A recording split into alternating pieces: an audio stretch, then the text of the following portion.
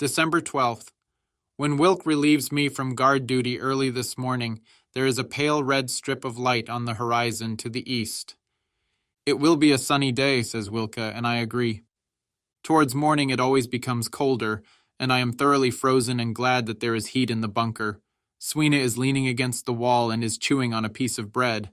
Grommel is also awake and has kept the coffee warm for me, even though it came by an hour ago. After a long time without, we now receive a spoonful of marmalade with the square bread. Grommel is definitely a good friend, but I'm not sure that I can actually understand him. Is he really unable to shoot at the enemy? Why? It can't be because of fright, because during our counterattacks, he didn't hesitate to come with us. But that business yesterday about having his carbine with the safety catch on when Weikert wanted to use it, that was bad. And it would have become even more obvious if the attackers had been any closer to us. He did make up for things, however, by clearing out the cartridges that had got stuck in the machine gun barrel. He is an expert at that. We often take minutes to remove a jammed cartridge, but it's no problem for him. That was vital yesterday, and Grommel was a great help. In the sky, we see a twin-tailed German observation plane flying towards Stalingrad. He runs into a white cloud of anti-aircraft fire. Shortly afterwards, he is shot down, leaving a dark smoke trail. Another aircraft flies low overhead and drops some supplies and ammunition boxes over the village. This evening, we should be able to have some biscuits again. Apart from an hour of artillery fire, today must be considered a quiet one. Grommel, who knows every day of the week, tells us that it is Saturday. But what difference does the day of the week make? Today is almost like a holiday. How undemanding we have become. Just because the artillery has shelled us less than usual, we find it peaceful and manageable. But will it be like this tomorrow? We wish it could be, but wishes are like dreams. In reality, they melt like snow in the spring sunshine. Therefore, it will probably be a day like those before, with little hope and the unasked questions. Who will it be this time? Who will lie cold and stiff on the brutal and terrible Russian soil? Whose death will be witnessed and mourned by close friends? It's a good job no one knows in advance whether he is the next. For those who are hit, death always comes as a surprise and much too early. And when it does come, we hope it will be over very quickly. Up till now, it was only our enemies who lay badly wounded along our front and whose cries I could hear. I often wake up at night thinking I can hear them moaning in the dark with no one able to help them. God protect us from this terrible fate. 13 December. I slept badly last night. When Grommel wants to wake me, I am already awake. I'm not at peace within myself and I can't explain it. I have a gnawing sensation in my stomach, like an anthill. The cold outside is good for me. I meet Warius, who is on patrol in our sector. He tells me that the rumor is circulating that General Oberst Hoth, with his tanks, is on his way to break open the pocket around Stalingrad. Is it true, or is it, as usual, just gossip? Perhaps it really is the great salvation that all those who are surrounded are so fervently hoping for, but will it also do something for us here in our battered hedgehog position? Again, questions to which no one seems to have any answers. The wind suddenly carries sounds to us of a sort we've not heard before. They are a bit like trumpet blasts repeated at various distances. Later we hear the noise of powerful engines approaching through the night from the direction of Cheer. The trumpet sounds are new, and we can't make head nor tail of them. When I meet up with Meinhard, he says that he has noticed searchlights being turned on over there now and then. Looks like he is assembling troops over there, he says to himself, and then adds, Ivan definitely is up to something, if we only knew what.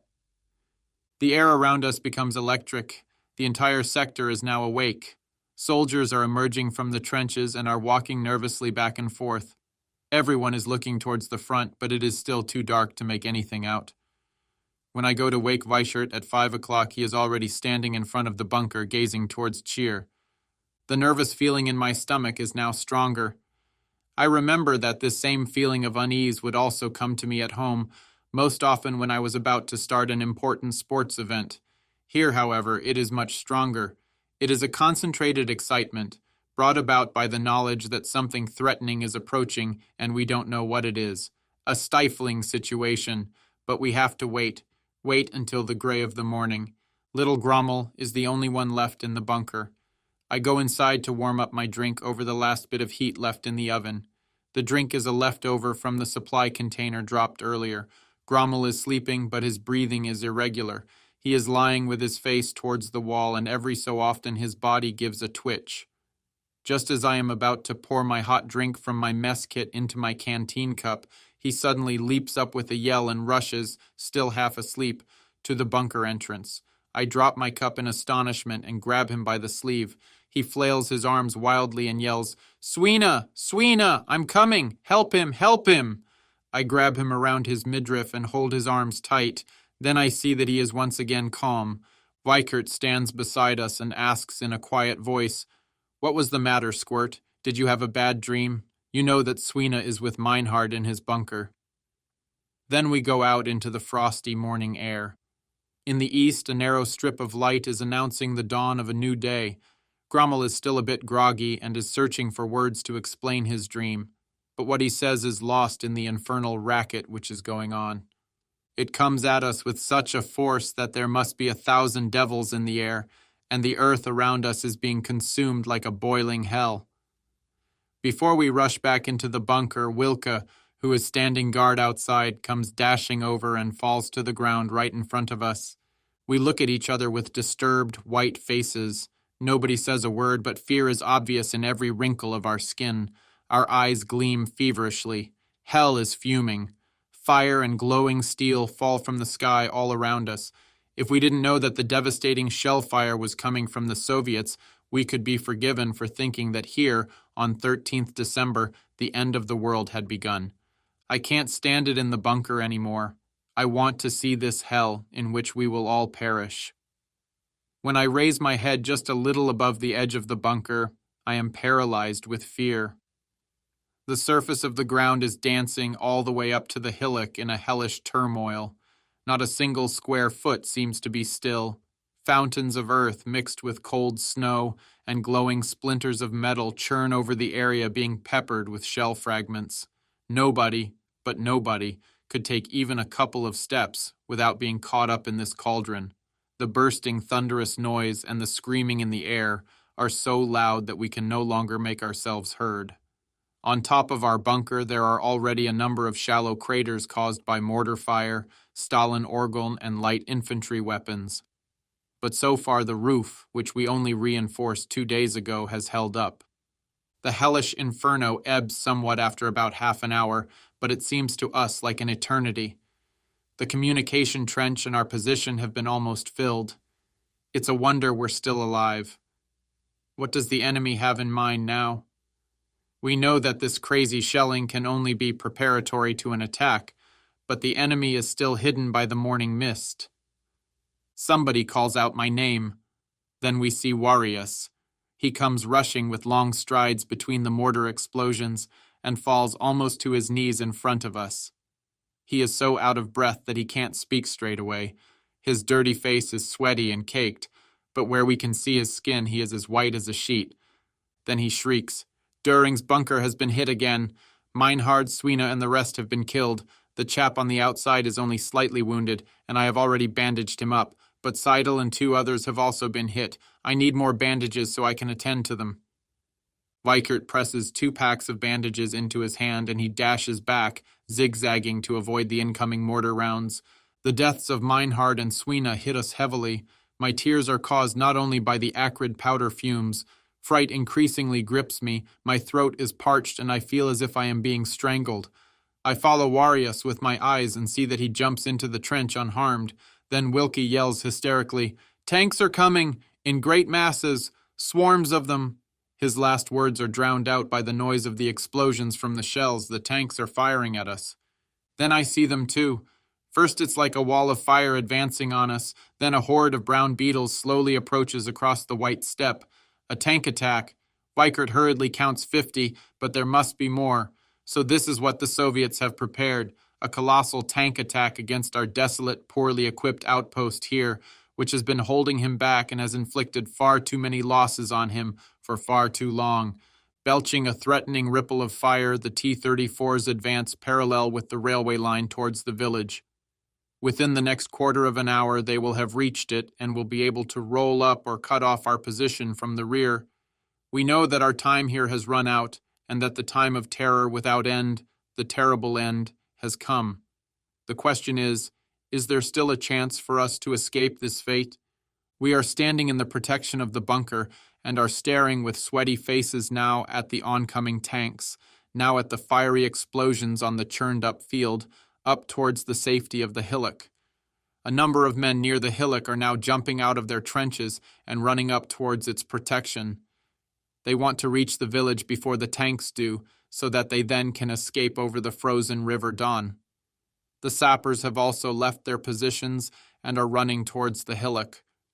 More and more men do likewise. They are running through a rain of shell fire and splinters. The further they have to run, the less chance they have of making it alive. The ground in between is littered with weapons, coats, equipment, and other items, discarded so that the men can run faster. Many of them are struck down and remain lying on the ground. Others manage to get up again and run on, bleeding. What should we do? Grommel and Wilk run like caged animals into and out of the bunker. Weichert ducks down beside me, ready to run, but he has still not decided. He points at two figures jumping out of the trench and now bounding through the deadly fire towards safety. I recognize the tall Warriors and also Seidel, who has a bandage around his head. Seidel falls, but springs up again and carries on. Wilkie excitedly indicates to us that the first tanks have already reached the village. What should we do? Rush after the pair of them? We are furthest from the hillock, and if we are lucky enough to reach it, what awaits us behind it? Obviously, we can't stay here in the bunker. That means death or imprisonment. Then rather death. To be taken prisoner by the Soviets?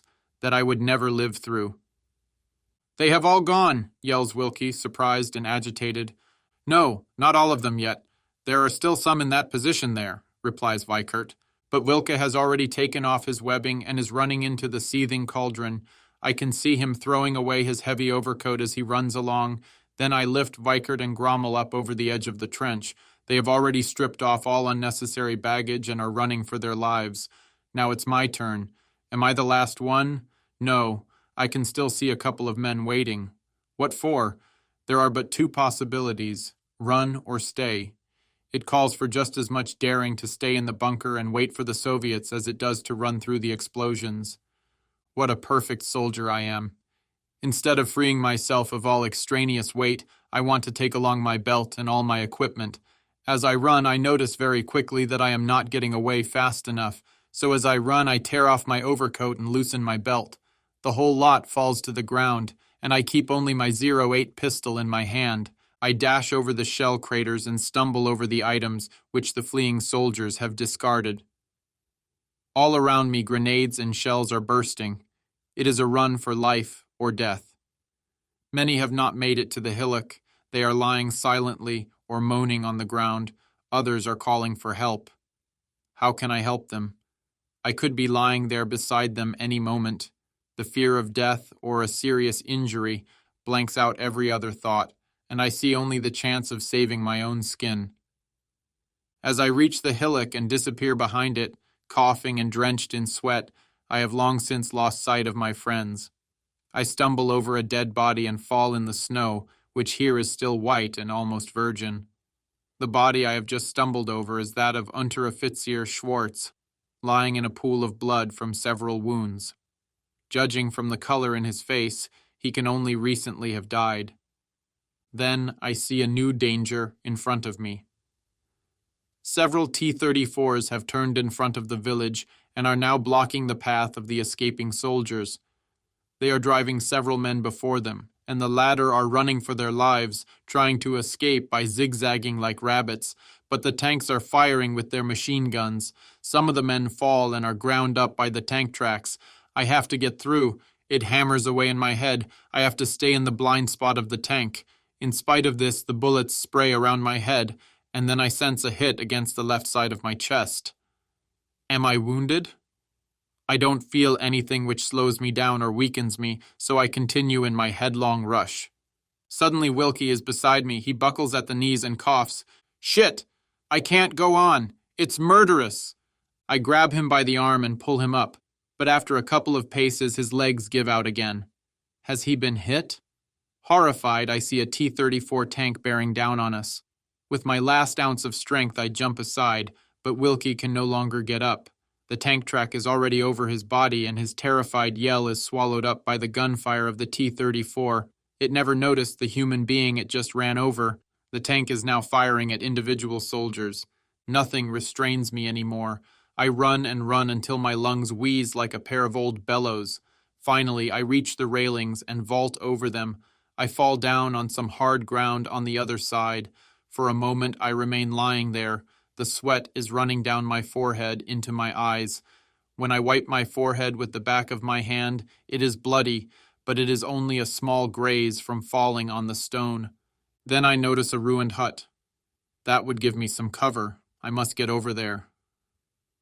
And with a couple of strides, I make it. The broken-down door lies on the floor. Too late do I discover that lurking behind the remains of a wall is a T-34, its turret hatch open. A thunderous shot almost bursts my eardrums. Suddenly, a Soviet soldier jumps over the remains of the wall into the house and becomes glued to the spot. We are both surprised and stare at each other. He is unarmed, and I am holding my .08 pistol in my hand, aimed at him. The Russian is young, just like me, and is staring with concern at my pistol. If he attacks me, I will shoot, but he doesn't move. He just stands there and lets his hands fall to his sides. Slowly, I move backwards, until my back hits a beam. Then I turn and run away to the protection of some bushes close to the riverbank. There I meet up with a group of soldiers who, like me, are completely exhausted and who, after a short pause to catch their breath, throw themselves onto the snow-covered ice of the dawn. Under the terrifying machine gun and heavy fire from the many tanks which have assembled at the riverbank, they are trying to make it across the river to the safety of the other side, joining the ranks of all the other German soldiers who, in a state of sheer panic, are now engaged in a life-or-death struggle. In order to avoid falling into the hands of a merciless enemy, they choose to take the lesser risk of running over the deadly ice, which minutes earlier stretched away peacefully. I also clutch at this straw of hope and race off. The ice is too thin for the tanks, which therefore line themselves up on the high ground along the banks and fire at us, as if at a shooting range. The shells explode without let-up. Men are falling onto the snow left and right. The white covering is now coloring itself blood red. The dead are lying in heaps, and the wounded are groaning and calling for help. In many places the ice has cracked open from the shell fire, and fountains of water are erupting high into the air. Many of the bodies lying on the snow disappear in the gurgling water as the ice breaks up. I run, stumbling over dead and wounded, hearing only explosions and aware that the snow is becoming stained red with blood. Then finally, I reach the safety of the other bank. There aren't many of us who can manage to reach the far riverbank and seek the protection of the birch forest there. But even here we are not safe. The tank shells are exploding in the treetops, and splinters and branches are constantly raining down. Many who thought they were safe here have been injured. There are lots of bunkers in the forest. As we are running past one, an Unteroffizier waves us in. I stumble through the entrance and need some minutes before I can breathe normally again and talk. I send a thank you prayer to heaven, grateful that I've been able to survive the death run across the Don. The bunkers are in surprisingly good condition, clean, and all professionally constructed with birch trunks of the same length. They must have been built to last. But who knows how long they have been standing empty? One soldier reckons that they were occupied by an artillery unit at one time. He has seen the prepared artillery positions on the banks of the Don. I should think it's possible to hold out here for some time. The Unteroffizier offers me a cigarette. When I reach into my left breast pocket to take out my lighter, my fingers grip a piece of iron, deformed by a bullet or a splinter. The material is broken and my fingers run through it. I can smell the gas which has leaked out in my uniform. Now I remember the hit I felt in the left side of my chest as I reached the hillock. The solid lighter that Stabsgefreiter Gralle gave me in Stalingrad probably saved my life. I wonder what became of him and the others. But this is not the time to reminisce. We have to go on. One soldier among the last to make it through the terrible ordeal on the Don splutters that enemy infantry with mortar units are coming over the ice and will soon be here. We can't hold them up. We have no weapons. The Unteroffizier hasn't even got his submachine gun, and I am the only one who still has a pistol. We follow the Unteroffizier, who runs ahead of us through the forest underbrush. Terror remains deep in the bones of us all. Overhead, we can hear the mortar rounds exploding in the treetops, raining splinters down upon us. Our helmets would have come in handy now, but we threw them away because they hindered us during our headlong rush to get away. At the edge of the forest, we emerge onto the snow-covered steppe. An icy wind drives the powdery snow into small mounds, which then form into drifts. My body is slowly recovering. The sweat on my skin is slowly drying up, but now I begin to freeze. The same is happening to the others. Collars are pulled up, and those who still have caps are pulling the flaps down over their ears. We seek cover from the icy wind in a Rachel, where we find another group of exhausted soldiers who belong to our unit. They have dug themselves holes in the snow to protect themselves from the icy wind. In one of these holes, to my great delight, I come across my friends Warius and Grommel. They both made it safely over the dawn, but now they are really freezing. Warius does not even have a cap on his head, while Grommel is sitting in the snow hole shivering. Cold can be deadly, particularly when the body is emaciated like ours, and there is not a house nor a barn to be seen, nowhere to crawl for some warmth. So we must go on, until we can find some of our own men. But where are they? Have they gone so far south that we won't be able to find them? Walking and pressing against the wind are very tiresome, although the exercise does keep the bones moving. Some of the wounded soldiers can't make it any further. We rest in the next Rachel and dig holes in the snow. But to stay there too long will give us frostbite, so I force myself to get out and run up and down from time to time so that the stiffness in my body loosens. This concludes the 10th part of the story. Thank you very much for listening. Please subscribe for more episodes and leave a comment.